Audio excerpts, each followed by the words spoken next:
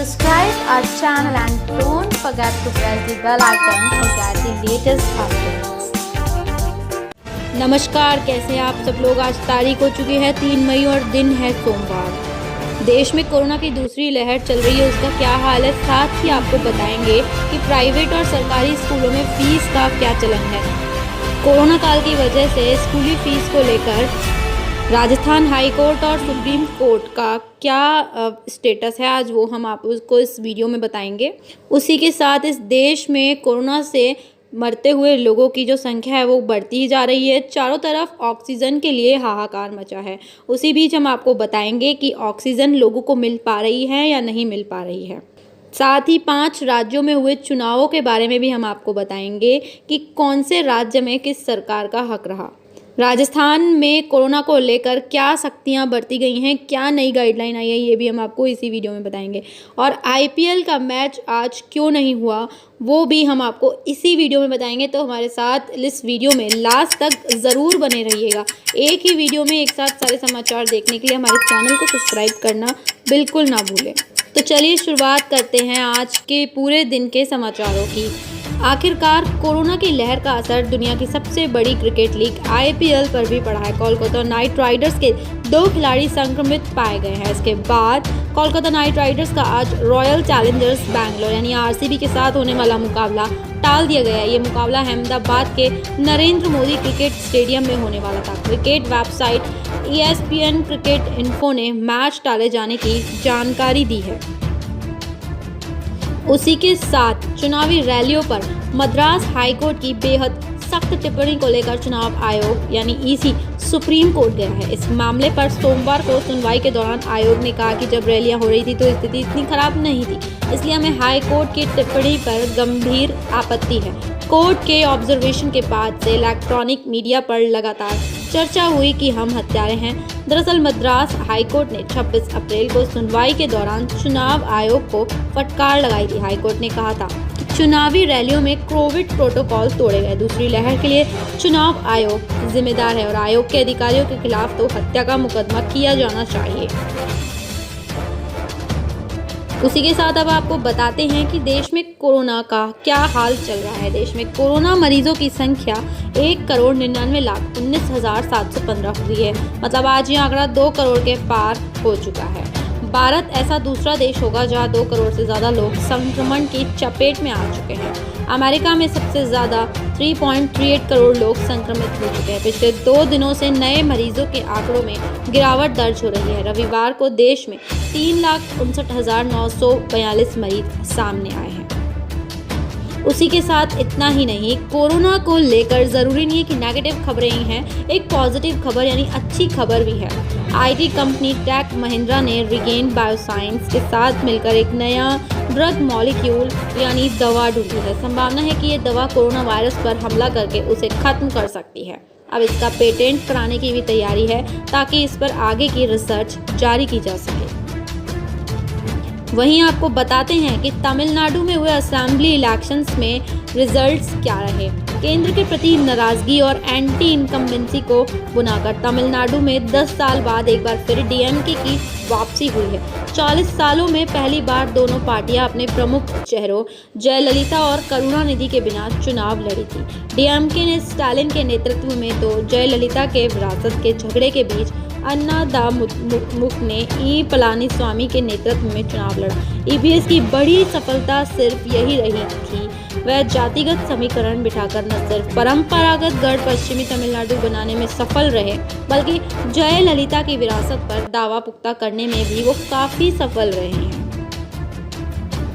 उसी के साथ हम आपको बताते हैं कि चुनावों में जीतने के लिए नेताओं ने किस तरीके से ताबड़तोड़ मेहनत की है और रैलियां की हैं, उनका स्टेटस भी हम आपको बता देते हैं। राज्यों में अपना झंडा बुलंद करने के लिए दिग्गज नेताओं ने कोरोना के बीच जोरदार रैलियों का चुनाव किया। हालांकि कोरोना की भयावह स्थिति और कोर्ट की दखलंदाजी के बाद आखिरी चरणों में चुनाव आयोग को रैलियों पर लगाम कसने पर मजबूर होना ही पड़ा। फिर भी दिग्गज नेताओं की रैलियों के आंकड़े दर्जनों में हैं। 33 दिनों में चुनावी मौसम में प्रधानमंत्री नरेंद्र मोदी ने 5 चुनावी राज्यों में 31 रैलियां की। राहुल गांधी ने भी 22 रैलियां की। अब 5 राज्यों के नेताओं ने आपके सामने हैं। उसी के साथ हम आपको बता देते हैं कि केरला में हुए चुनावों का परिणाम क्या रहा था। केरल में 50 साल बाद एक नया इतिहास बना है। इस इतिहास को उसी वामपंथी पार्टी ने लिखा है जिसने 1957 में राज्य में पहली कम्युनिस्ट सरकार बनाई थी। ऐसा दुनिया में पहली बार हुआ था। अब वही कम्युनिस्ट पार्टी केरल में 50 इयर्स के बाद लगातार दूसरी बार अपनी सरकार बनाने जा रही है। इससे पहले ऐसा राज्य में 1970 में कम्युनिस्ट पार्टी ने किया था। इसके बाद से हर 5 साल में राज्य में यूडीएफ और एलडीएफ के बीच ही सत्ता बदलती रही है। इस नए इतिहास को लिखा है राज्य के मुख्यमंत्री पिनराई विजयन ने। चलिए अब आपको बताते हैं बॉलीवुड की एक खास बड़ी खबर। लगातार बढ़ते कोरोना मरीजों के आंकड़ों के चलते देश में स्वास्थ्य प्रणाली एकदम शर्मरा गई है। मरीजों को बेड्स, ऑक्सीजन, इंजेक्शन और दवाइयों की भारी किल्लत का सामना करना पड़ रहा है। इस बीच देश के कई अस्पताल और राज्य सरकार ऑक्सीजन की मांग को पूरा करने के लिए कई सारे नए ऑक्सीजन प्लांट्स भी स्थापित कर रहे हैं। हालांकि इस आइडिया से एक्ट्रेस कंगना रनौत खुश नहीं है। कंगना ने सोशल मीडिया पर एक पोस्ट शेयर कर बताया कि ऑक्सीजन प्लांट्स के लिए पर्यावरण से जबरदस्ती ऑक्सीजन लेने पर आपत्ति जताई जा रही है। साथ ही उन्होंने यह भी कहा कि ऐसा लग रहा है कि हमने अपनी गलतियों और आपदाओं से कुछ सीखा नहीं है। वहीं आपको बताते हैं कि कोरोना के चलते स्कूल की फीस का क्या स्टेटस है। कोरोना में स्कूली बच्चों से 70% फीस लेने के राजस्थान हाईकोर्ट के आदेश को सुप्रीम कोर्ट ने एकदम रद्द कर दिया है। निजी स्कूलों की याचिका पर सुप्रीम कोर्ट ने सोमवार को सुनवाई की। साथ ही निजी स्कूलों के खिलाफ अवमानना याचिकाओं को भी खारिज कर दिया गया है। निजी स्कूलों ने हाईकोर्ट के फैसले को सुप्रीम कोर्ट में चुनौती दी थी। उन्होंने अभिभावकों से पूरी फीस लेने की मांग की थी। सुप्रीम कोर्ट के पूरे फैसले का भी इंतजार है। पूरा फैसला आने के बाद ही ये साफ हो सकेगा कि अभिभावकों को अब कितनी फीस देनी होगी। उधर अब पेरेंट्स को भी इस संबंध में राजस्थान सरकार के अगले कदम का इंतजार है। पूरे प्रदेश में यानी राजस्थान में आज सोमवार से कर्फ्यू कम लॉकडाउन की नई गाइडलाइन लागू हो गई।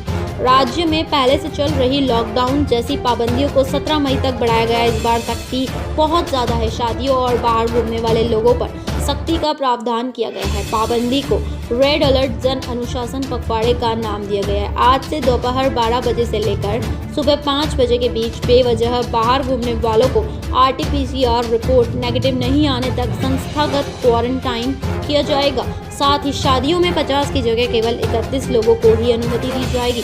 बैंड वालों की संख्या से अलग रखा गया है। शादी के लिए SDM को सूचना देने के साथ ही आने वाले मेहमानों की लिस्ट उन्हें पहले दिखानी होगी।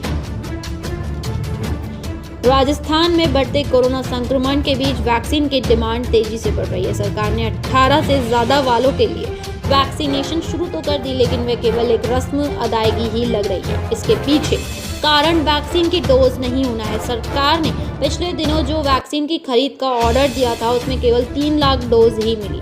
आलम यह है कि जिन चुनिंदा शहरों में वैक्सीनेशन शुरू हुआ है वहां रजिस्टर्ड लोगों को अपॉइंटमेंट ही नहीं मिल रहा।